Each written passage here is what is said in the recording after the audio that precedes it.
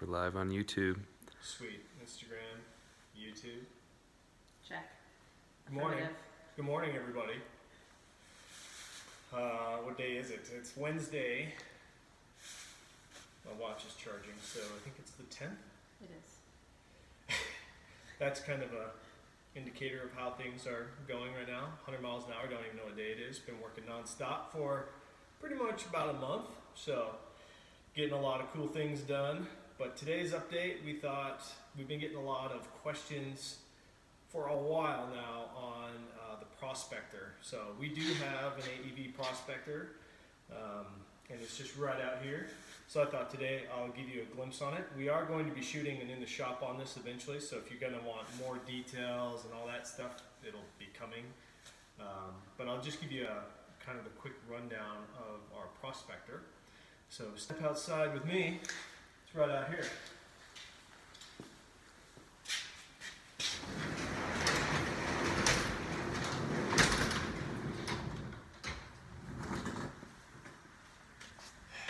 Something sad happened the other day. We should show people this. Look at this little guy. It's a falcon that ran into our window and died. He's a pretty bird, but he's dead. Okay, so the AEV Prospector, here we are. So this is, maybe let's start from the front.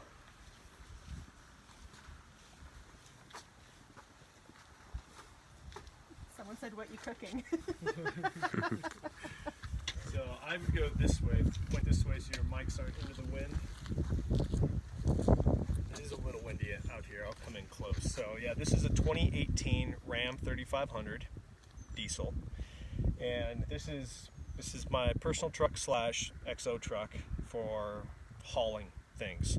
So we got it with the intention that we're going to probably be trailering some of our trucks to the different events, because now that the fleet's just getting bigger, on average about 3 to 5 vehicles at any given time.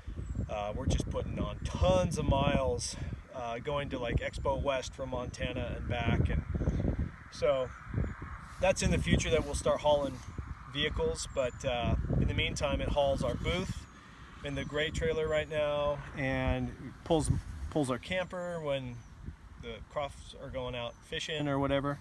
And then also it is my personal like search and rescue type of truck that I use here for SAR and drone work and things like that. So anyway, yeah, here it is. It's a true Prospector. It's a serial numbered Prospector from AEV. It is probably one of my favorite trucks of all time. It's totally different from the Toyotas that we've been running.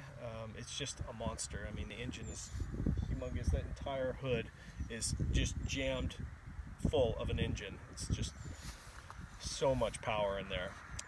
It's a different type of application for us. If you're thinking, oh, you're switching from Toyota to these guys, you're trading, it's just a different application. We're well beyond that. There's all these trucks have different purposes, and this one serves the towing purpose the best. No one would complain about that or argue with that. So of the 21,000 miles on it right now, 8,000 miles of them are towing miles already. So we do use it quite a lot for just that. So it's running 37s. It's not the 40. This is more of the everyday man's Prospector. 40s maybe someday, but we're running the X3 tire, which is one of my favorite tires.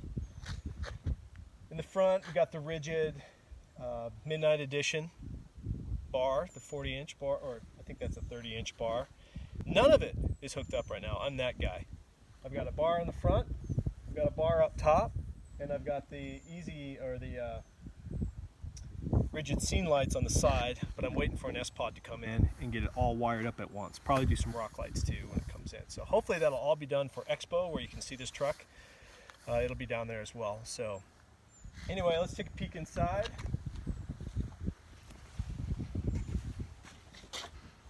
Let's see, what's the best way? Yeah. So on this side, I think I'll run around. You stay there.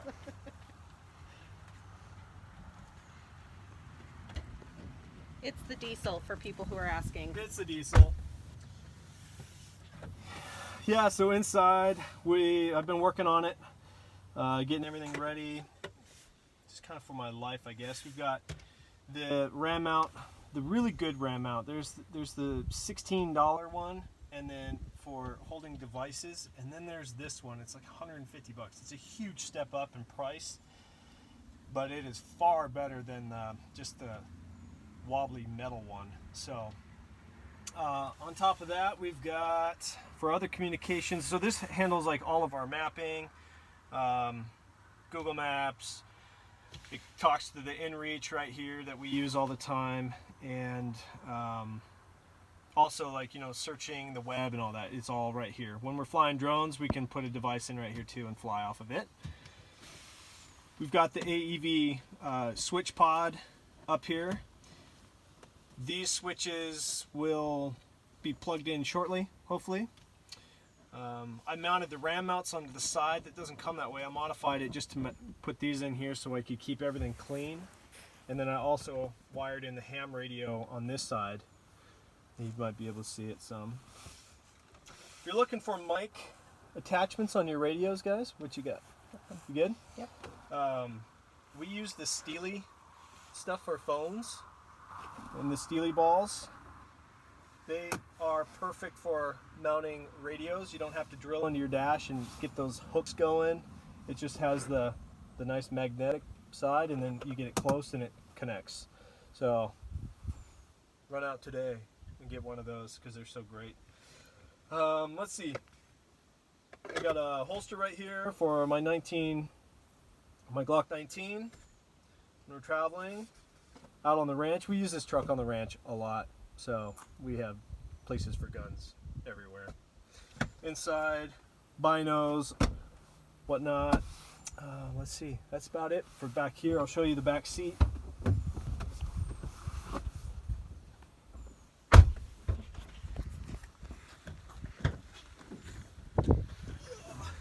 Back here, we're running the Grayman Tactical back seat MOLLE panels.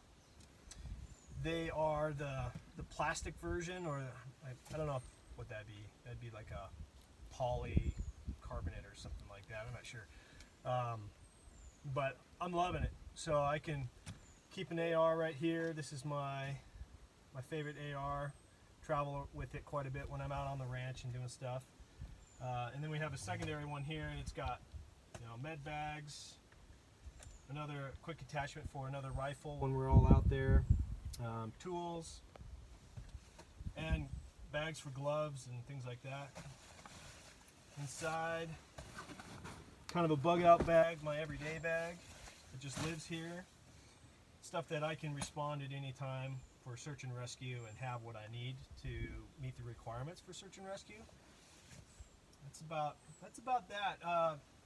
This was the Grayman Tactical was a Christmas gift from Rochelle to me over Christmas, and I've really liked that. I've checked these guys out. They're pretty cool. I think we'll go to the far back. We don't have steps on it right now. I'm thinking we might do probably the AMP power steps, the XLs. So I'm going to reach out to those guys. I already have, actually, and we'll see what they say. I'd like to put the XLs on there because they have a kind of a rock slider in it. You should see my kids try to get in this truck on 37s and a 3-inch lift.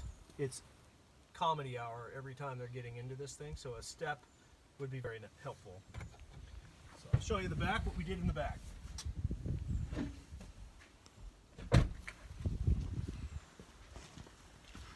So this truck has an ARE topper on it with an Easy On roof rack. We've been running Easy On roof racks from, practically day one. Season 2, Season 3 on, we have been running the Easy Ons. I think they're one of the finest racks in the world, period. They're one of those things that you put them on and you just never touch them again. They're just solid. So I went with that on this truck. ARE threw in and put the topper on for us. I went with solid wind doors again, like we did on our previous 2013 Tacoma, because I like the security aspect of it. We can put stuff back here. It's not breakable to get in smash and grab. It's easy to just lock things up. People can't see in what it is. I just like that part of security, I guess. In the back, we put in the Cargo Glide, the 2200 XL. The reason I went with the 2200 XL bed slide is that it has 100% extension from inside to outside. This truck's hard to get into, and it's because it's tall, but this solution provided a lot of function for getting in and out or utilizing the bed, and I'll show you. So this slides all the way out.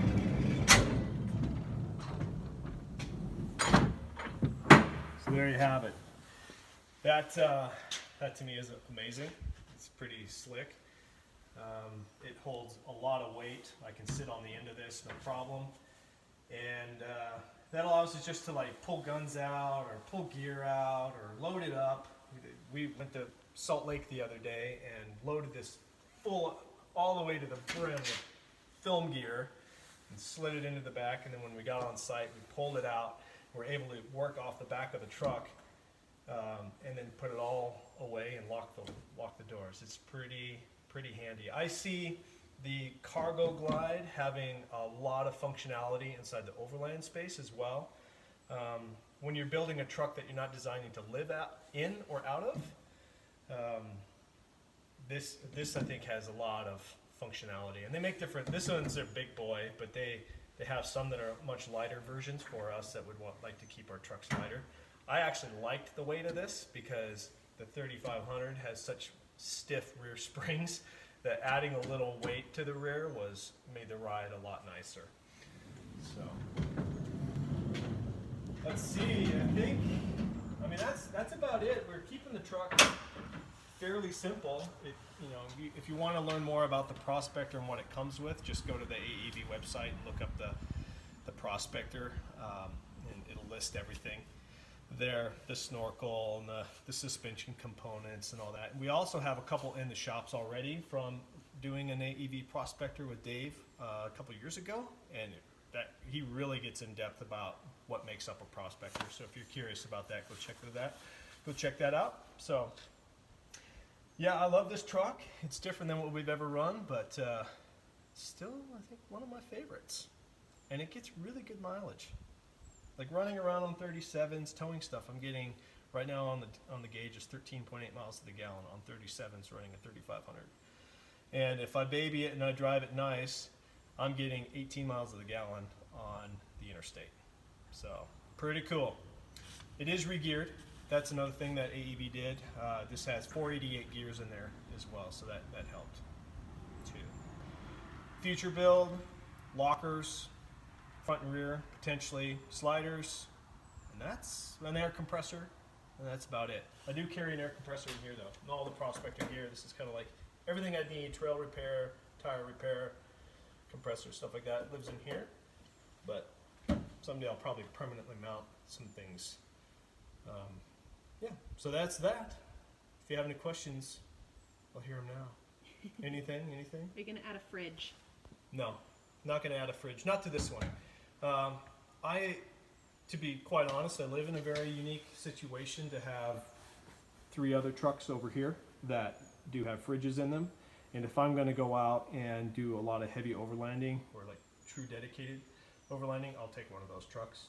So I want to keep this Prospector, for me, is really focused on a daily driver, utilizing it for my daily life as much as possible. Now, with that being said, I have the ability to put a fridge in here on the slide if I wanted to. I could just set one down there for a while, plug it in, and run it if I wanted to. So. Any more lift? Any more lift? Nope. The 3-inch lift on 37s is plenty. We've driven around the world on, well, some of it, 33s and a 2-inch lift. So getting a bigger lift would allow us to maybe go through more mud or more snow. This thing already is amazing in the snow, so I don't really see the advantage of going with a higher lift, especially with the compromise to the daily driving. The way that AEV has this set up right now is like flawless. It's it really is good. So, yeah. Any What's- other questions? What do you got over there? What's YouTube? the fuel tank size? Fuel tank size? Fuel tank size is small. I don't care for that.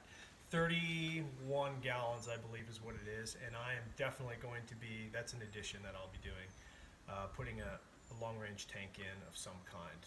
Stay tuned on that. We're working on some stuff. But yeah, that's like one of the first improvements that I would make to this truck is a secondary or larger primary tank. I want 1,000 miles range. That's what I really want. So we'll get there. Yeah? Nice. No other questions? I think there was another one. I'm Okay. just trying to figure out how. To scroll. I'm new to this live thing. P-core on the rig. P-core on the rig. We were very close to putting a P-core on this rig. We just made some changes on what we were going to do this year with P-core. So if you are interested, if you have a Ram 3500 or 2500, call Exploration Outfitters in Oklahoma and ask them about a P-core that is available for a Ram.